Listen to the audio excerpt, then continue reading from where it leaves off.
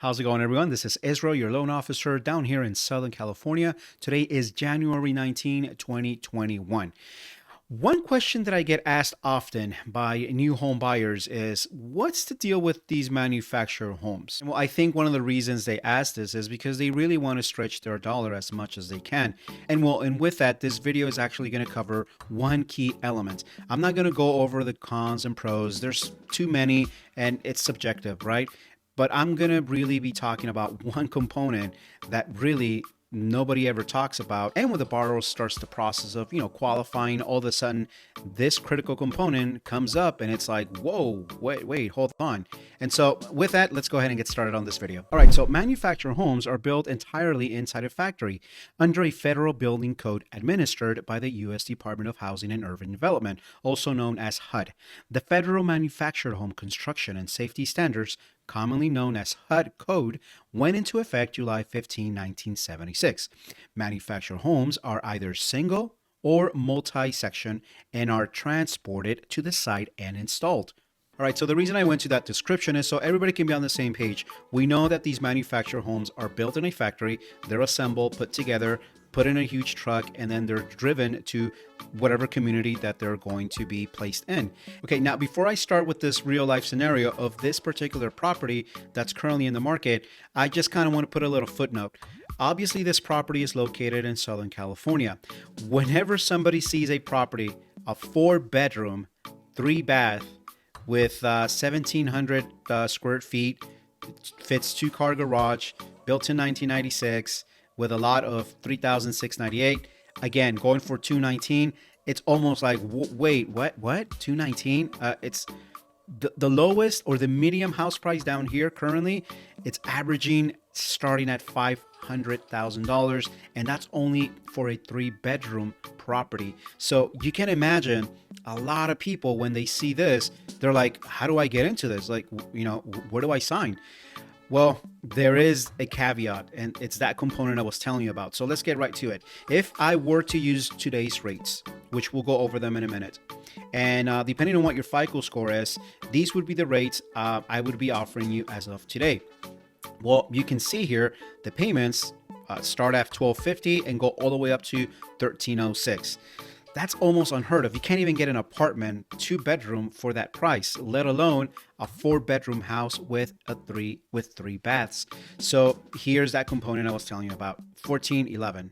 That's how much you have to pay every month just because that property is sitting on a lot which you're not the owner of. Remember, these things get built, manufactured, transported, and placed on these lots. Well, you're not the owner of the lot.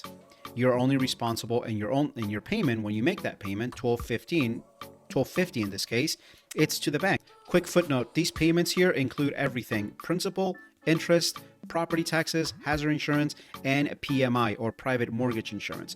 All right, so if you were to take this payment and add $1,410, well, you're looking at around $2,660. That would be your payment. Now, mind you, that's still really, really competitive, getting a 4-bedroom and 3-bath. But this is the one component that people miss. Here's another side tip. If you are in the process or you're about to start this process, what they sometimes don't tell you is that, okay, yeah, it's $1,410, which is what the current owner is paying. Now, pay attention, current owner is paying. Whenever a new owner comes in, a lot of these communities, for the most part, what I've seen is that they'll increase that amount because you're the new owner. And so these land fees are constantly changing. So that's probably one of the main components that people kind of miss out. They see this great looking home, a lot of bedrooms, a lot of baths, and for a really affordable price. And so they just kind of want to jump into it. Well, you definitely want to take into consideration the land lease that you're going to be paying. Okay, with that, let's jump right into the next section. And here we go, -2. As you know, tomorrow's inauguration, a lot of people are concerned, and especially Wall Street is concerned. Hopefully nothing's going to happen and everything is going to be business as usual, right? President-elect Biden, it's going to come in. Transition should go pretty smooth. If it doesn't, and all mayhem breaks loose, well, you can definitely expect the markets are going to go crazy. Mortgage rates are definitely going to get impacted, but obviously we'll see what's going to happen tomorrow. As of today, everything was calm. There was a couple of changes. Conventional loans, people with the 700 FICO score range in the 660s. They saw a little increase from Friday. Remember, Monday was holiday.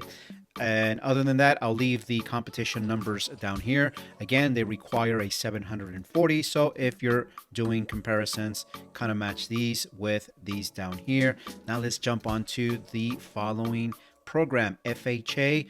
This only requires a 3.5% down payment versus the conventional. And now let's see, 740 FICO scores, they're at 2.25.